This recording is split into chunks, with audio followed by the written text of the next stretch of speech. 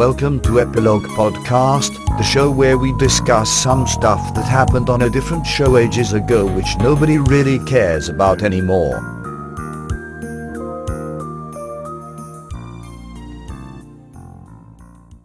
Hi, I'm Portponky.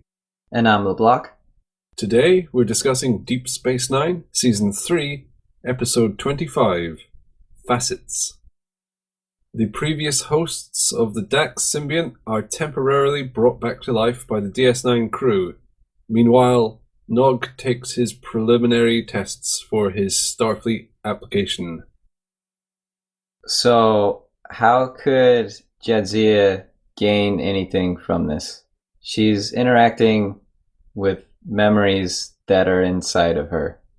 Yeah, okay, you've jumped straight into the sort of plot hole with this episode. Yeah, I'll come out and say I'm conflicted with this episode. I like a lot of it, but then at the same time, I don't.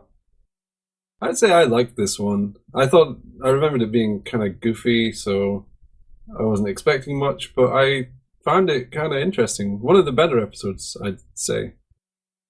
So we have to fight now. Oh, okay.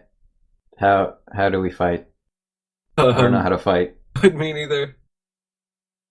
I wanted some sort of line about, this would be silly too, but maybe the symbiont shields memories of past hosts, and those can't be accessed unless tapped by a guardian or something. I didn't understand.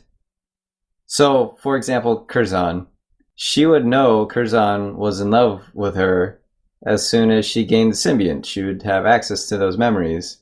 And they say those memories are lifted from her when they transfer. But then she still has her own reaction to Curzon's memories. So I overthought it is the problem.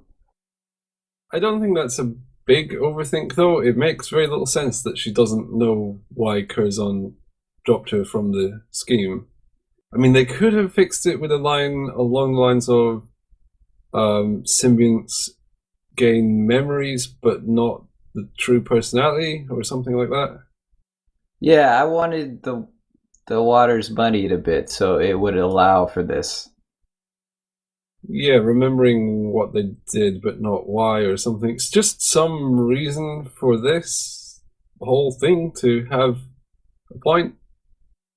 Which would be great, because if you ignore those problems, that whole stuff with Curzon is great. How he was in love with her and he felt guilty. I liked all of that stuff.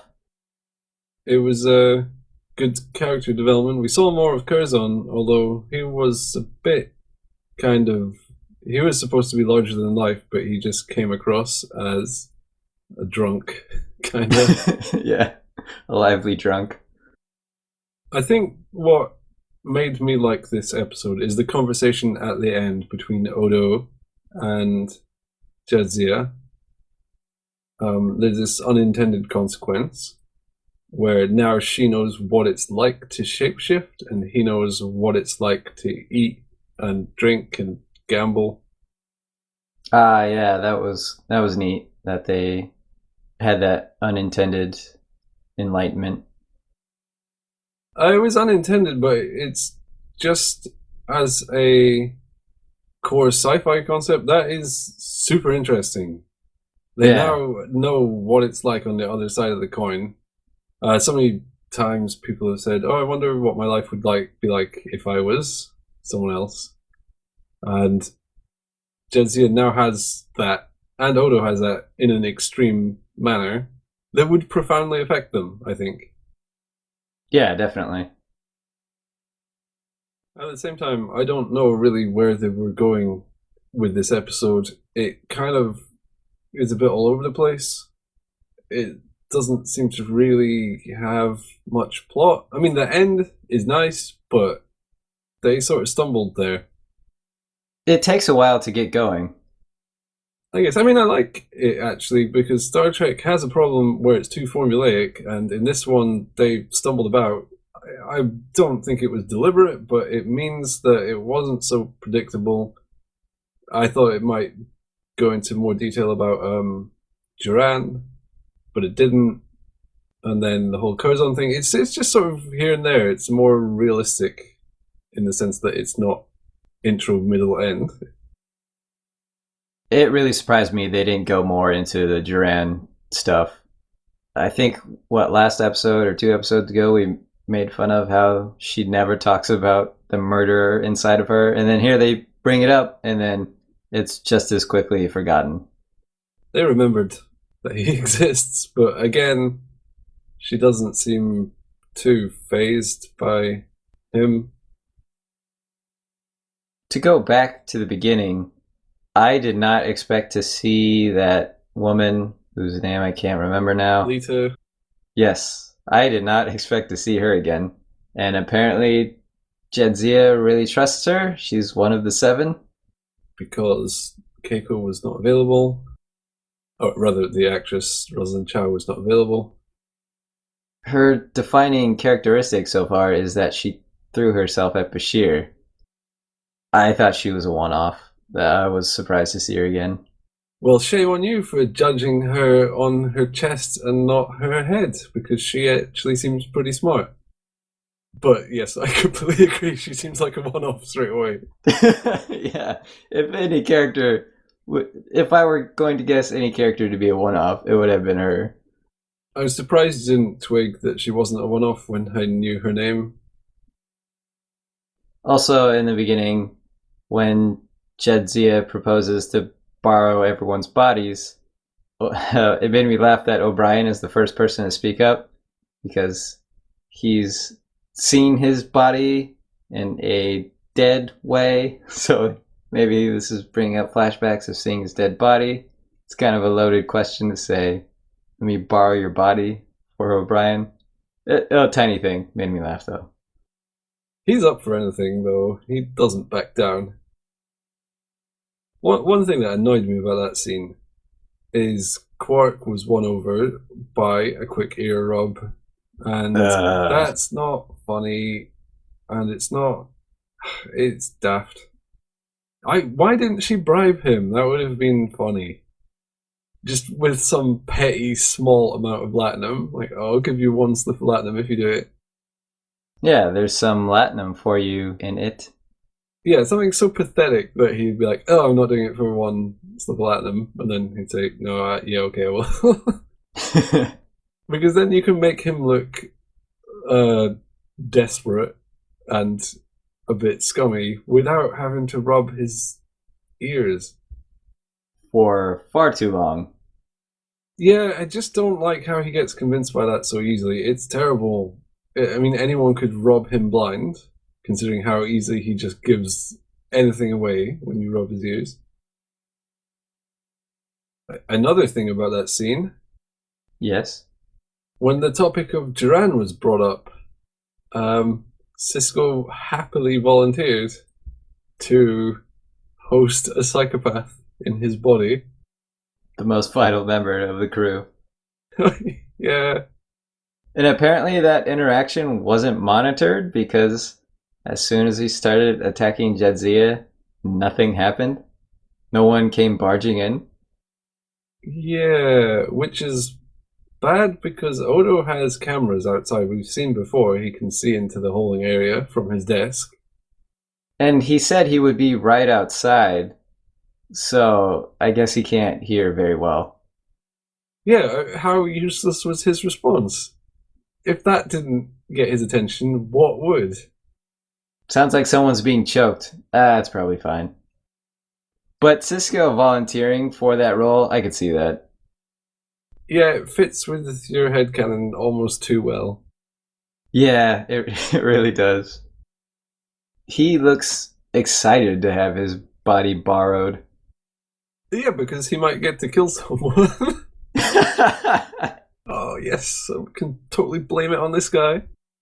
I'll get away with anything. I can kill with impunity. Okay, I don't think Sisko is that off the rail.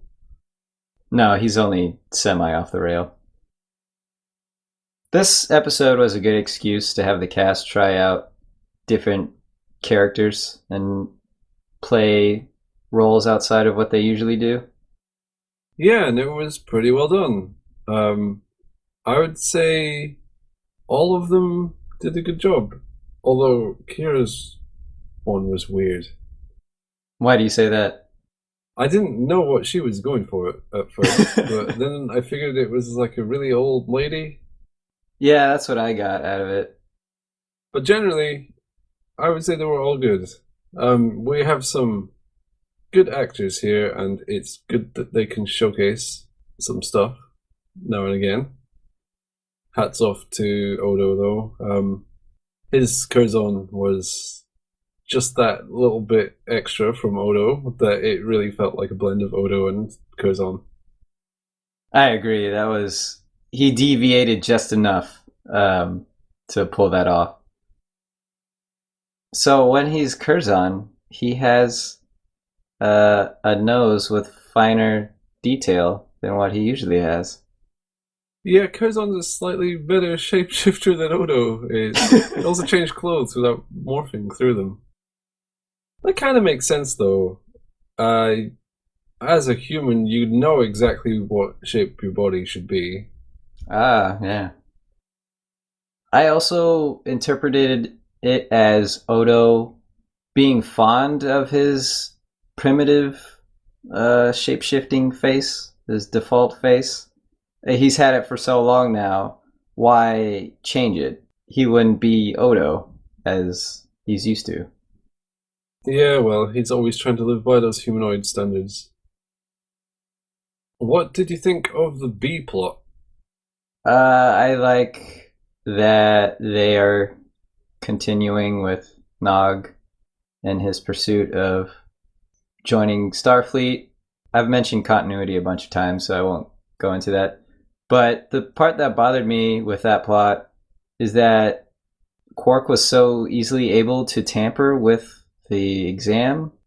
How is that possible? Shouldn't that stuff be well guarded and administered? It's Starfleet stuff. Yeah, if you can tamper one way to make it harder, you can tamper the other way, surely. You could cheat. There's no calibration or tests run on the holosuite before the exam. Yeah, just a visible check. Yeah, it looks fine. Run it. The very, very start of this episode was a bit confusing. It starts with Nog fighting off Cardassians, which is cool. Jump in there with an action sequence. And then Jake was outside the shuttle knocking on the window. It's not really clear how holodecks work, but shouldn't he fall or something? Yeah, that kind of ruined how I interpreted how holosuites work. I don't think they thought too much about it and just thought, oh, this would be a funny joke. Yeah, it would be. And then he turns it off while sitting on a chair. One part I really liked about that holosuite sequence was he says, well, you should know not to end a program sitting down. And it made me think way back when I brought up Odo teleporting while sitting down and imagined a scenario where he fell down because of it. Yeah, that was in season 2, episode Shadow Play. So it was nice to think of the writers obsessing over these little details as well and making fun of it. It justifies your criticism of that bit of that episode. You now have it canonically backed up. I have a few little issues that I could go through. Go on. Okay, first up is an obvious one. Odo drinks things and sort of gets a bit drunk. And it is absolutely unclear why that even happens or works. I wanted a scene, once Odo was Odo, again, of him shape-shifting his hand into a spout and dumping all of the alcohol from his body cavity. Hey. But to explain the drunkenness, people will act drunk if they believe they're consuming alcohol. I'm sure there are studies of people consuming non-alcoholic beer and still acting as if they are sloshed. Oh, that's an age-old trick, watering down the pints once people are a bit tipsy. Anyway, he didn't really get drunkish, so who's to say he's not just building up a reservoir of expensive liquids inside his body? Okay, here's a more pedantic nitpick. My favorite. In the episode Equilibrium, we find out that the Symbiosis Commission is blocking the total number of entrants for joining under the excuse that not many people can be joined, when in fact lots of people can be joined and it's a conspiracy. Yeah, it's manufactured scarcity. Now, Jadzia Dax's fourth host, Audred, was head of the Symbiosis Commission. Oh. So how didn't Jadzia Dax know that this was the case? They used to be legitimate. Like, that is impossible. They couldn't suddenly say, yeah, we thought it was 50%, but it's actually 0.2%. Whoops! It was a decimal place error. Someone screwed up No one a would buy mundane that. detail. But they would have joined lots of people. It's odds.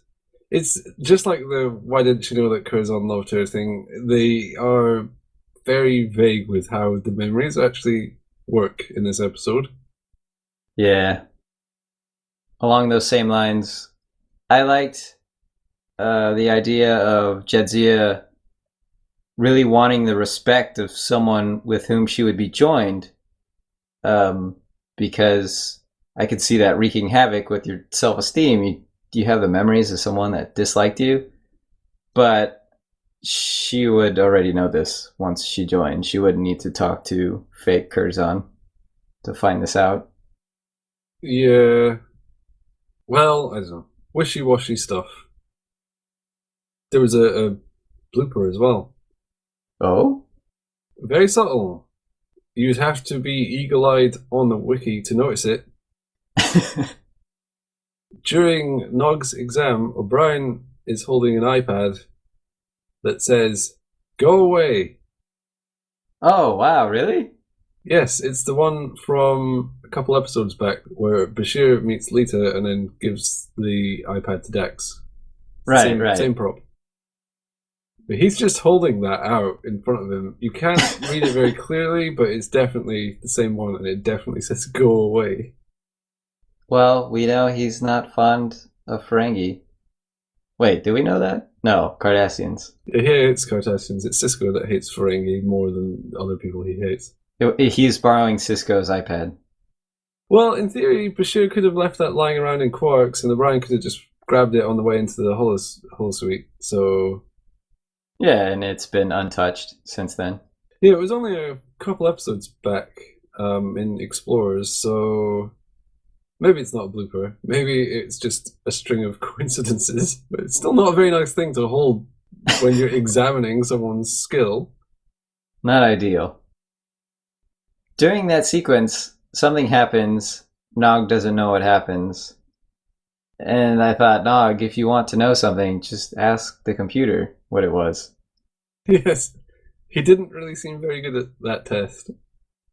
No. When you could get every single answer from the computer. Yeah, and if you lived in that universe, what would ever be the precedent for asking other people for answers? Well, you know, people do that now for stuff they could easily Google. Yeah, but in 400 years, will it still be that bad? Yes. Yeah, okay, that's believable. Well, how much interaction with a computer, a space station computer, does Nog have? A lot. Oh, okay. Presumably he goes on the internet all the time. Good thing Jake taught him how to read. Yeah, or he probably wouldn't get into Starfleet. Thanks, Jake. One part that kind of bothered me, I forget with whom she's speaking, but Jadzia says she notices a trait, and then she says, "Oh, I guess I have you to thank for that."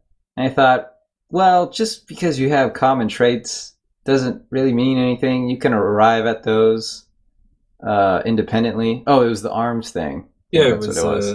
Leela in Kira's body with the hands behind the back, which is a really common thing to do.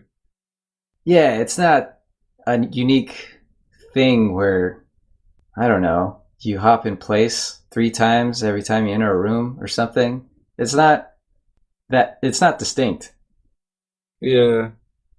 but Plus, that's a tiny thing. plus she's charmed by the story of it, which presumably she already knew. Yeah. I have a question for you. I have an answer, I hope. Well, the answer better be a quote.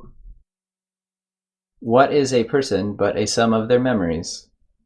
Which I don't agree with. Memories, well, kind of. Does that count experiences in general? Oh, I didn't think of it that way.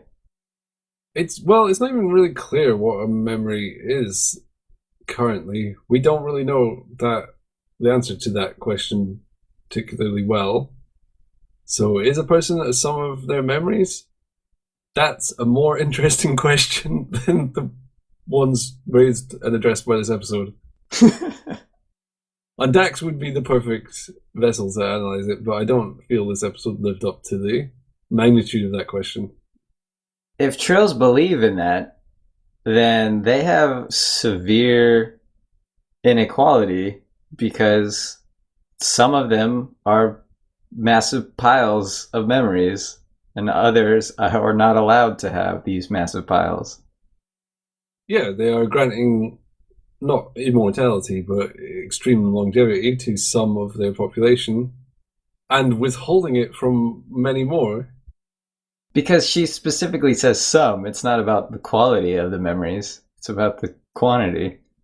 And you can only gather more if you have a symbiont. This is a little problematic. As with many things in Trill culture, don't think too hard about it. Yeah, I've realized already that Trill culture doesn't make any sense. And we've gone over this plenty of times, but you can't think about Trills too much. They open the door for some nice sci-fi stuff, and a lot of it is light in tone. It's not deep ideas, and that's a shame because it could be. They're better than other races, but yeah. This is probably why it's difficult to have really good Dax episodes so far. Most of them have not been that great. This one, I think, was good though. Yeah, overall, I mostly like this one. Dax is finally becoming a real Dax. Aw, she grew up so fast. Screw up, she's 700 million lifetimes. I don't know how accurate that figure is. Well, she used to remind us all the time, and she hasn't said it so often, so that's good as well. She's slipping. I want her to want to say it, and she's about to, and then someone cuts her off and then says, "Yeah, we get it, 7 lifetimes." Jeez, don't go on about it. Didn't you learn that over 300 years? Yeah, she would know that gets a bit monotonous. Well, what is a TV show but the sum of its episodes? And we should move on to the next episode, which is the finale of the series. Season 3 coming to a close. What are your hopes and dreams for this finale? A trial by fire. So, yes. A flamethrower. Flamethrower? Okay. that prediction has got way more specific. Oh, I would love to see Cisco wielding a flamethrower. What, this suddenly turned into the thing? And then there's a zoom in on his face, and you can see the flames reflected in his eyes. And he's smiling. Yes, he has that broad grin of his. Well, we will have to see. There's a happy tune playing. It is mind only. Anyway, okay, that's enough. The end. Bye.